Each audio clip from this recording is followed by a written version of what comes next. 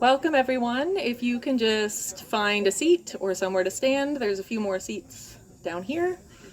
We're going to keep it short and sweet, so you won't be standing for long. Well, welcome.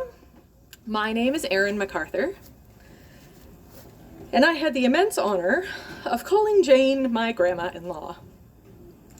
On behalf of our family, who is spread out all over here today, I welcome you all here and thank you for joining us in celebrating a truly wonderful woman.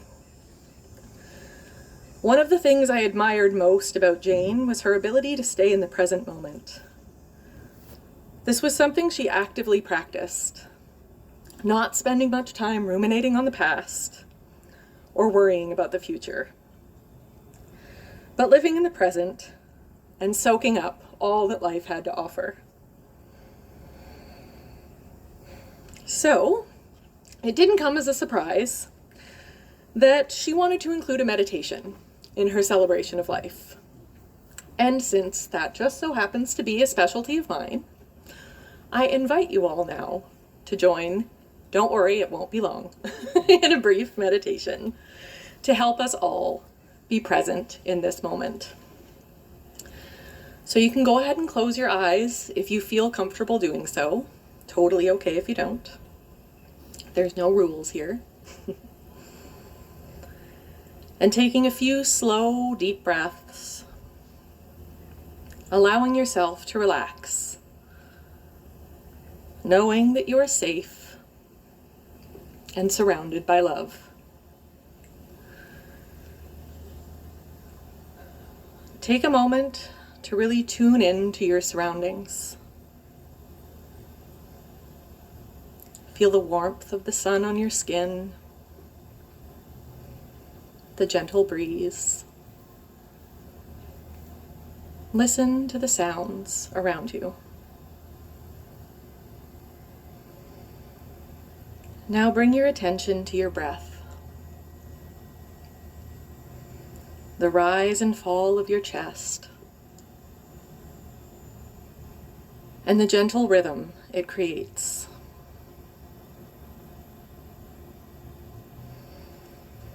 On your next inhale, I invite you to think of something that you're grateful for,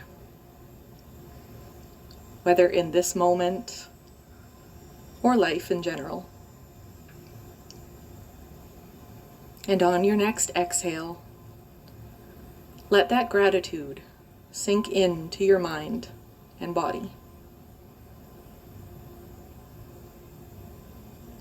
I invite you to continue this for a few more breaths, focusing on what you are grateful for.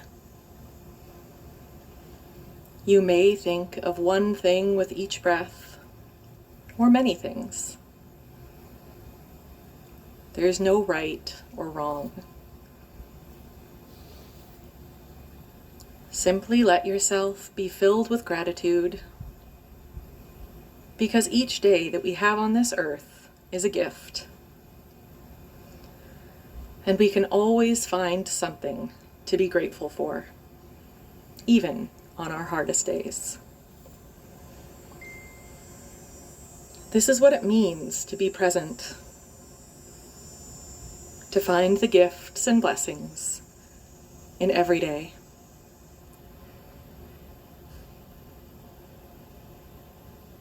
Now taking a few slow, deep breaths,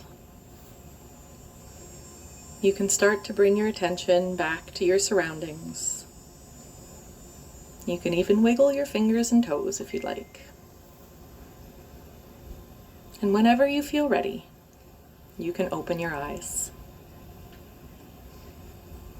Thank you all for joining in that. I know Jane would have loved that. So now we're going to hear from some more of the family who are going to share some words of remembrance.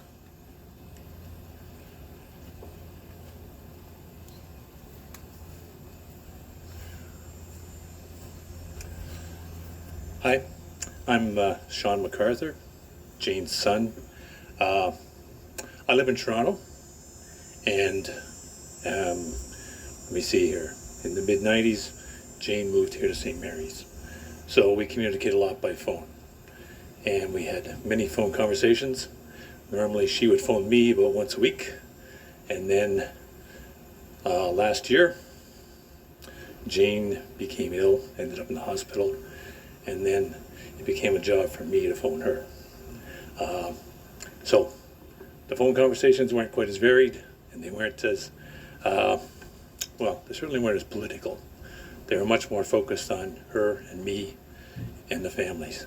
But I'll always remember those phone calls, and they're, her spirit to continue on, even though she knew she was not as strong as she had been. So for me, that's just something that Jane and I did mostly. Occasionally she talked to other members of my family, but I got to spend most of the time with her on the phone. So technology is great, eh? Thank you. Oops.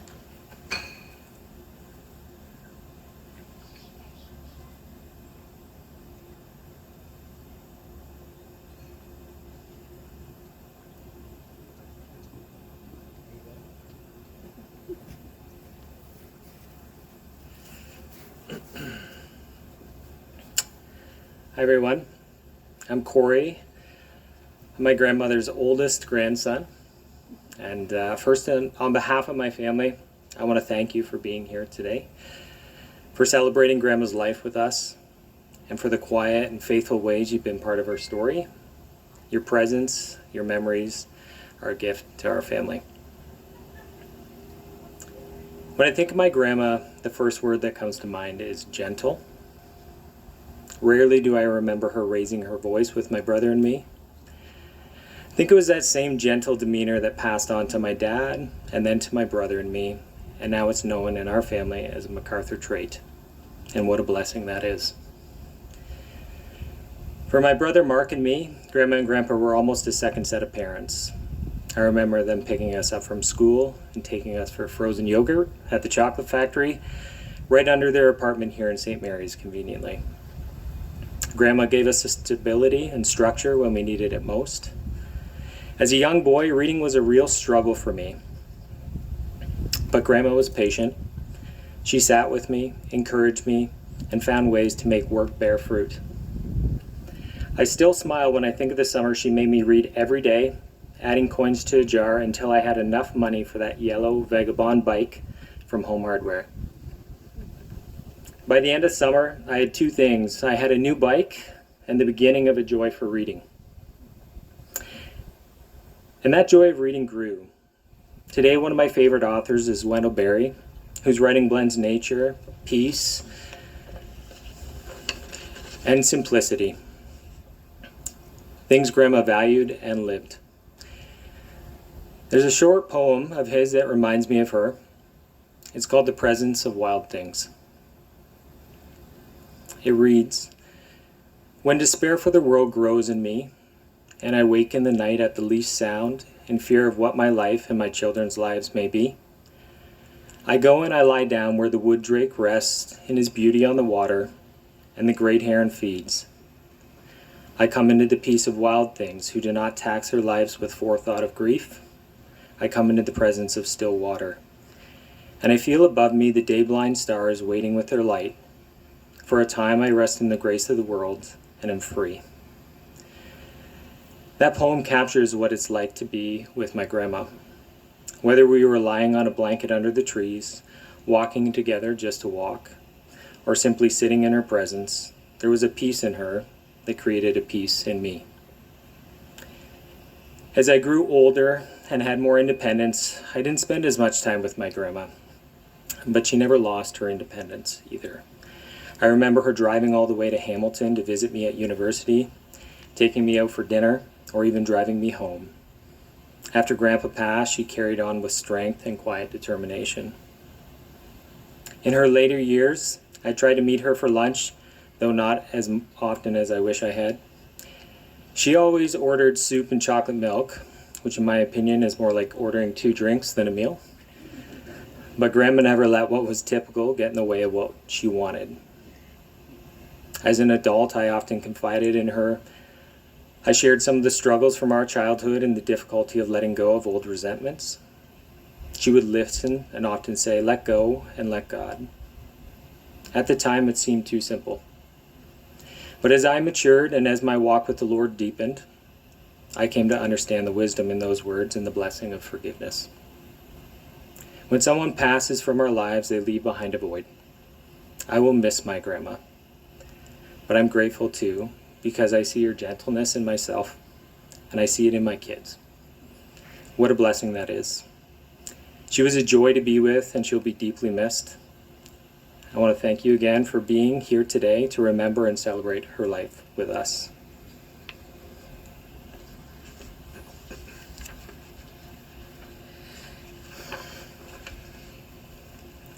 Hello, my name's Renee, and if you don't know me, I'm married to Corey.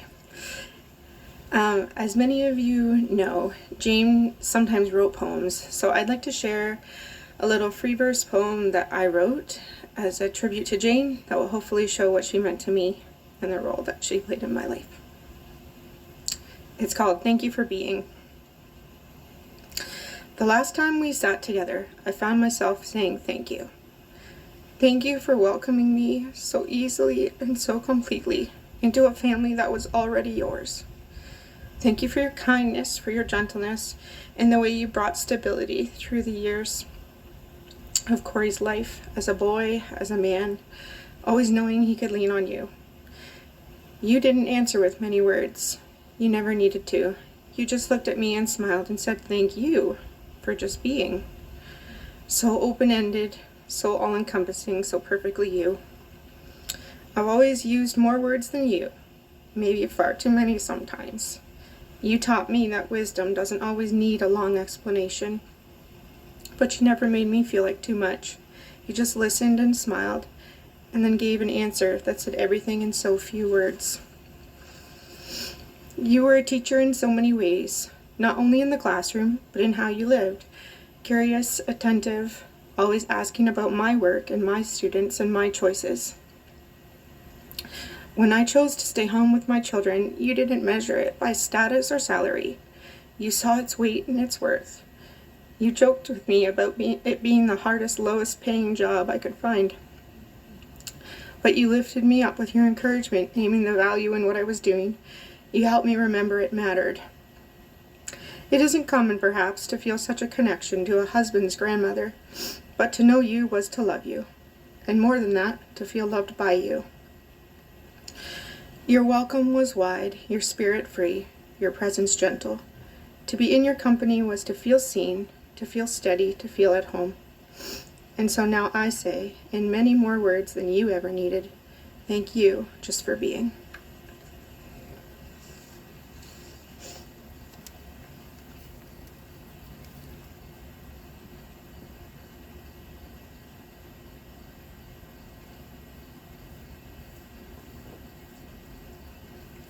Hello everyone, my name is Sohaila and I am Jane's daughter-in-law.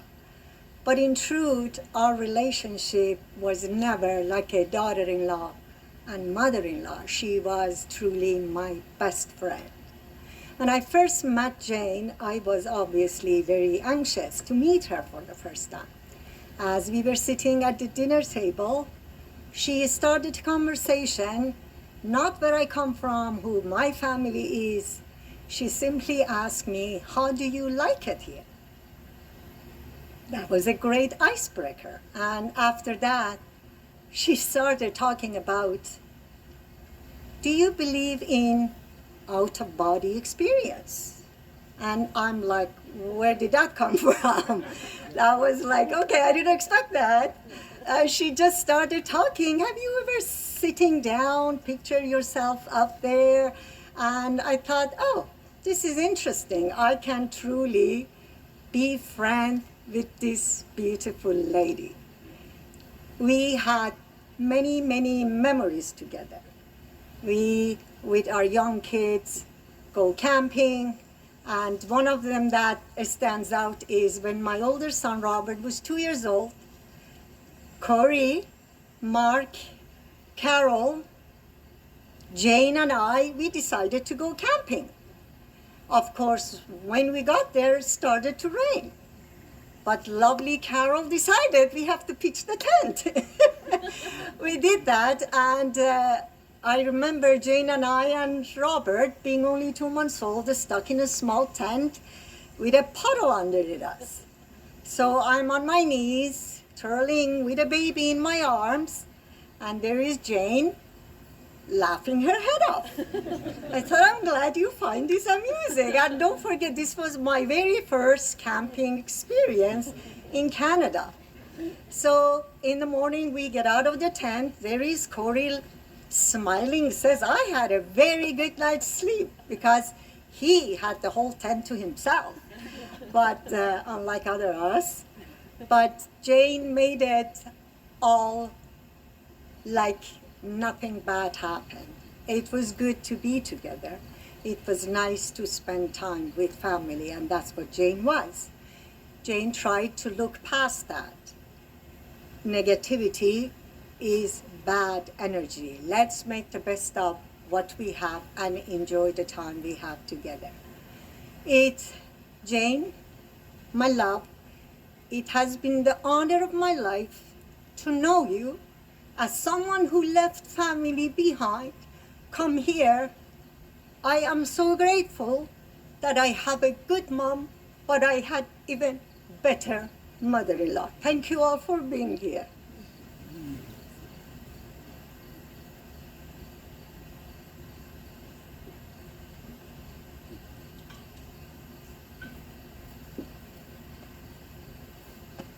Hi, sorry. I'm Darius, one of her grandsons. And what I remember of my grandmother is how a lot of the things she loved to do were odd. One of the things that she taught us when we were young was painting with a straw. A black piece of paper, and you just pour paint on it, and you just blow with the straw randomly. And I remember us getting headaches doing that all the time. But I always loved doing that, and I always loved the random things she did. I remember 2017, she came to visit us, which I think was the last time she visited us in Toronto. And I come downstairs, and Grandma's here, and say hi, and then she's got this smile on her face, like, what's she smiling about? And right on the floor is a suitcase full of steak. She just brought a suitcase with frozen steaks and a big roast beef. And I think that lasted us 3 months. Even today we had a story that was odd. But there was always a smile with it. And that's what I love with my grandmother. The odd things she did that always made me smile. Thank you.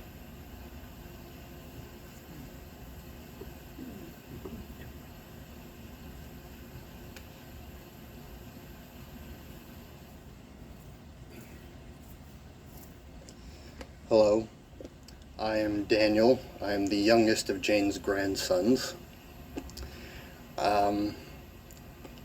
I am one of the least qualified people to speak of her. All of you have known her much longer and know her much better, but I have to say this.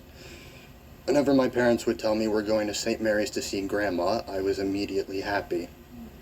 No matter what we were doing, no matter what we ended up doing, just going to see her was the greatest feeling in the world. It was almost a ritual. We would get to the train station, we'd hug her, she'd pick us up, take her to her son Kim's house. We would eat pizza, sit in the backyard, play, run, do ridiculous things, and then go back to her place. She was one of the most lovely human beings I've ever met. She encouraged me. She told me to stick to things I was passionate about. She was always willing to laugh at my stupid jokes.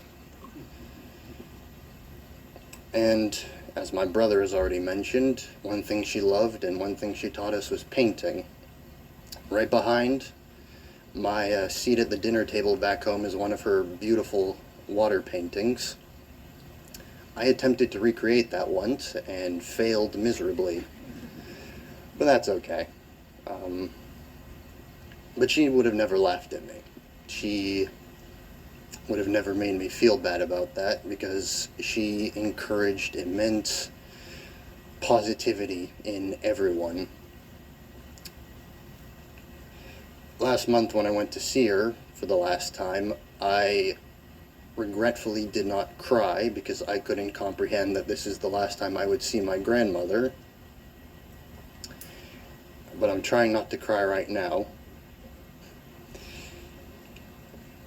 This is, I believe, the first time I've come here, and I did not get the chance to tell her I loved her and speak to her face to face, but I am so happy that I got to know this amazing person. And I can't wait to hear all of you talk about her after I'm done here.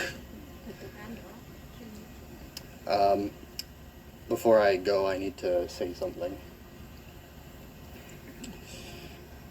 A few words about Jane from Kevin and Deborah Graham. Kevin and Deborah Graham would like to extend their sincere condolences to all of Jane's family. Jane was a loving aunt to Kevin, and a warm and fun great aunt to Sylvia and Audrey, and a true friend and inspiration to Deborah. We will always remember her as a beautiful woman and a wonderful person. Jane was kind, compassionate, and generous. She was a person of integrity, humor, and sometimes mischief. She was a gentle nonconformist, an artist, and a seeker. Jane brought light to others, and her spirit lives on. Thank you, Jane. We love you. Thank you.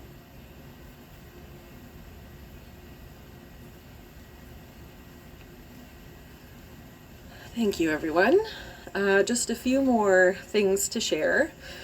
One of Jane's favorite poets was the poet Rumi. And for those of you who know her, this will be right on par. I actually have an oracle deck of Rumi's poems, and so I sat today and said, okay, what do you want me to share? And I drew this card. It's called Blood Angel, the poem, which at first took me aback, but the poem is quite beautiful. In the midst of darkness, a moon appeared with its brilliance. Stepping down from the clouds, it glanced at me. Like a falcon that hunts a bird and steals it away, it captured me and flew back to infinite space. As I looked for myself, I could not find me, for my body had become all soul in the tenderness of love. The 9 spheres of heaven dissolved in that moon, as the ship of my existence drowned in the sea of love. That seemed very fitting to Jane. And we have one more poem to share.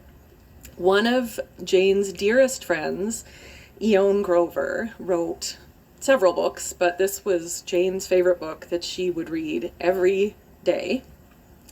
Eoin, unfortunately, is under the weather and could not be with us today, and asked that we share it on her behalf. So Mags, one of Jane's great-grandchildren, is going to share this with us. Moments are fragile, they come and go, and disappear into thin air, but I am learning to trust that every moment is holy. Each moment comes, then leaves in a flash, never to return, so we must trust it and treat it with respect and gratitude. Is it here for our good, even when it looks terrible? I like to think so, because it is all we've got. This is a frail, fleeting moment. But one moment gives birth to another, then another and another, until our last moment when trust cradles us tenderly and love takes over. Eoin wanted to share that particular poem because she said it reminded her of Jane. So thank you for reading that, Megs. And one last little piece. We have Dave here with us today who's going to sing one of Jane's favorite hymns, Breathe on Me, Breath of God.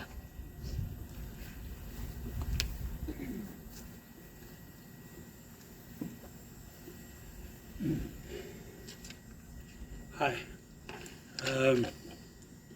Jane told me she starts every day with this hymn. I don't think she sits and sings it, but I think the words of it mean something special to her. Breathe on me, breath of God.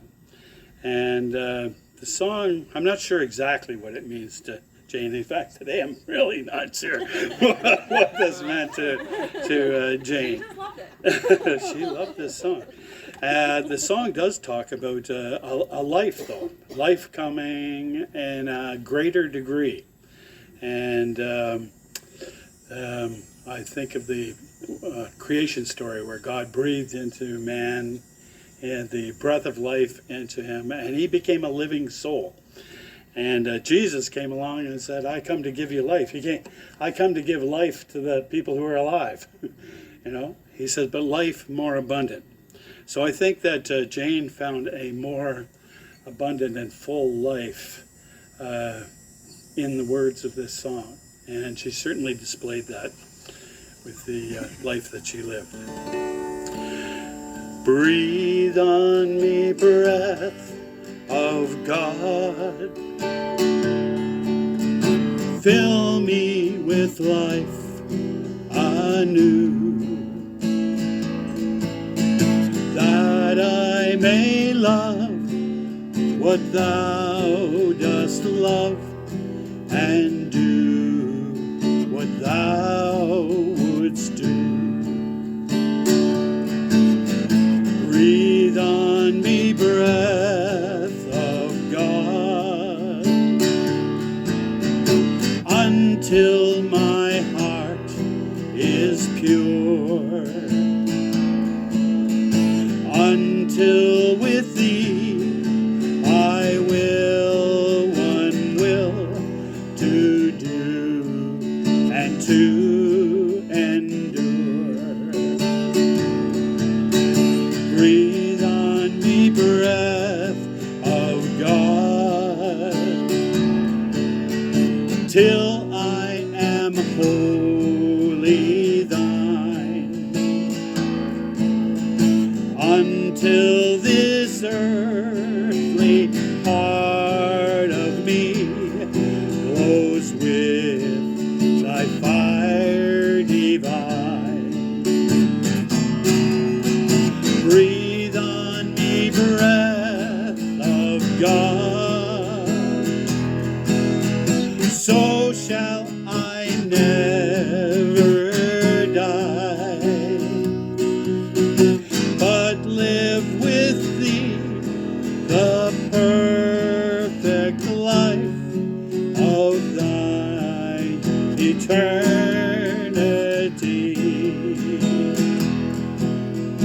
But live with thee the perfect life of thine eternity.